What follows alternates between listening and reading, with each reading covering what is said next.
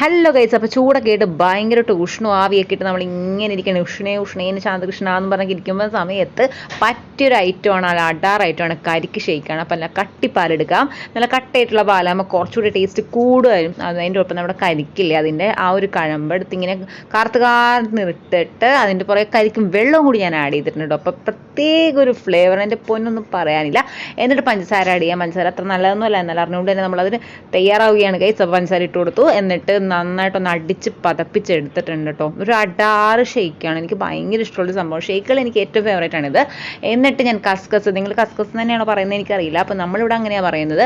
അത് കരിക്കിനെ വെള്ളത്തിൽ തന്നെ കുതിർത്താനിട്ടുണ്ട്. അപ്പോൾ ഇട്ട് കഴിഞ്ഞാൽ തന്നെ വേഗം തന്നെ ബബിളായിട്ട് ഇങ്ങനെ വീർത്ത് വരും. എന്നിട്ട് അത് ആഡ് ചെയ്ത് കൊടുക്കാം. എന്നിട്ട് നല്ല രീതിയിലൊന്ന് ഷെയ്ക്ക് ചെയ്തെടുത്ത് കഴിഞ്ഞാൽ നല്ല കിടുക്കാച്ചി കരിക്ക് ഷെയ്ക്ക് റെഡി ആയിട്ടുണ്ട് കേട്ടോ.